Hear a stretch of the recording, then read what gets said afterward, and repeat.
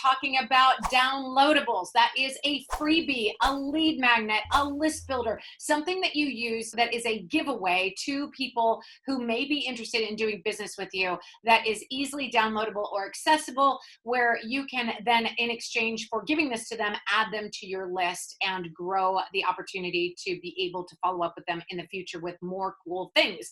All right, if you don't know what a lead magnet or a list builder or a downloadable is, you probably actually do, because you've probably gotten them before. If you've ever gone to anybody's website and they say, hey, here, grab my 10 reasons that you need to whatever, or grab my downloadable, which is a template for blah, blah, blah, or grab my free ebook or something like that. And then when you do, you click on the button to get the stuff and it says, give me your email address, right? And your first name and maybe more information. And then you fill that information in, and then in exchange for giving them that information, you actually get added to their list, and then you get your free thing that you were looking for. So I want to talk a little bit about those, because sometimes people have confusion as to what they are or how to build them and what works really, really well.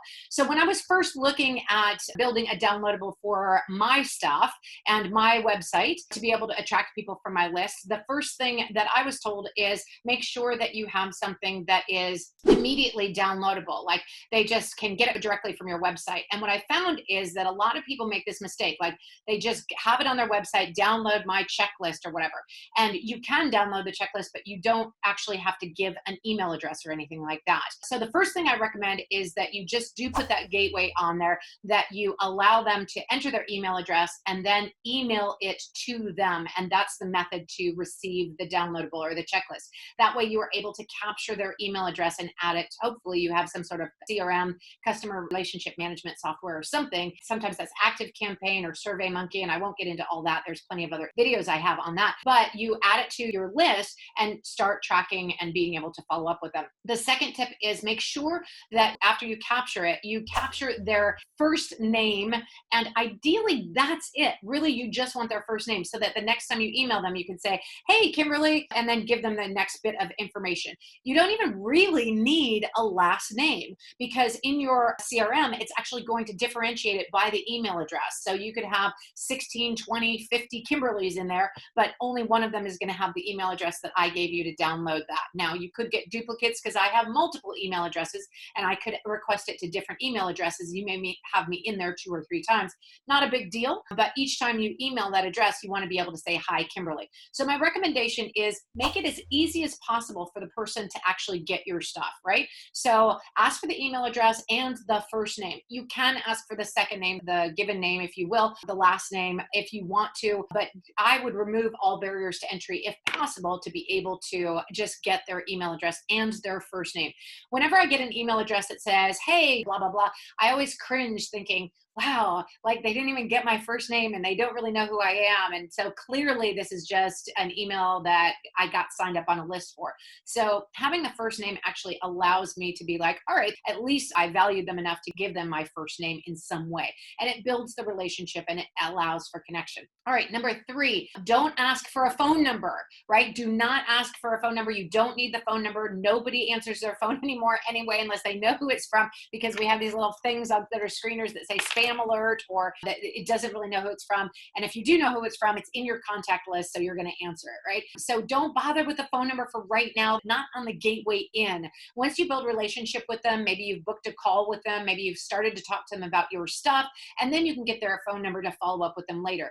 I find even then, even after I'm on a call with people, and it's usually a Zoom call, that people even then are often hesitant to give out their phone numbers, because we really use this now for being able to get email and stuff like that. But we don't want to get filled up with text, and we certainly don't want to get phone calls in the middle of our day selling us stuff. And that's what we've been trained to like steer away from now. So we don't mind so much giving an email address out, because if we're not interested, it's easy enough to unsubscribe or delete. But giving out a phone number, that's a little bit too much personal information. So I would recommend you don't ask for a phone number on the gateway on getting in. So just the email address and the first name.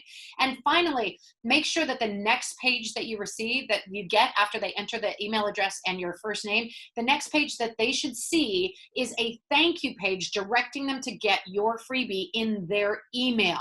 The mistake a lot of people make, a lot of entrepreneurs make, is to actually just deliver it on that next page, right? To say, okay, they've entered their email address and first name, and now here it is, right? right? The problem with that is that you're not checking to make sure that the email address is correct in any way. Basically, you're just receiving whatever they put in there. If it's a false email address, if it's bogus, if it's not right, you're stuck with an email address that's not correct. But if the next page says, hey, go to your email and get it, then you haven't delivered the goods, as it were, to somebody who's given you a false email address. So they will get this thank you page that says, thank you so much for opting into my freebie, and I would love to work with you, but go to your email and get the actual freebie and you can download it from there. And then don't make them ask a second time. So don't say, hey, we just want to double check and make sure that you really, really want this. So click this link and then you can have a, no, just give it to them. Just give it straight to them. Don't make them opt in through many things because it just irritates people to do that. All right. And then next on your thank you page, make sure you have some other way that they can connect with you or work with you. This thank you page is ideal for saying, hey, thanks. Here's a video of me.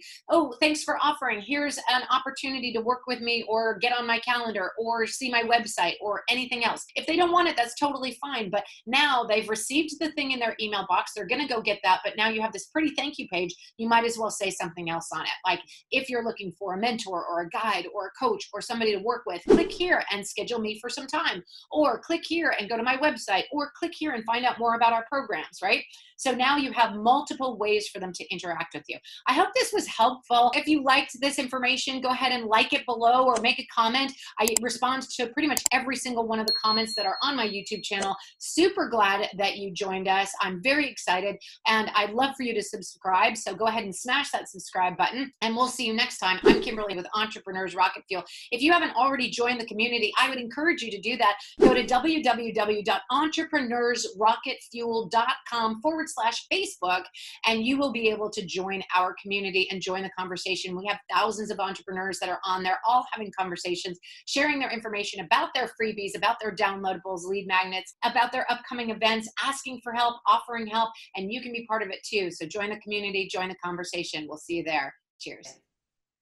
Hey folks, so if you like what you heard and you want to get on more stages, come check us out at Speakers Playhouse. It's a free event, happens every single Thursday from 10:30 a.m. to noon Pacific on Zoom. It's a virtual opportunity to connect with show hosts and other speakers who are looking to get on platforms, whether it's podcasts, radio shows, TV shows, web summits, webinars, or real live in-person stages. We would love to see you at Speakers Playhouse. We have a lot of opportunities to be able to connect you with people and stages that can get you in front of the right places. So come check it out at speakersplayhouse.com. And if you've created your own stage, come and find guest experts to speak on your stage as well. I'm Kimberly Crow, and we'll see you soon at the Playhouse.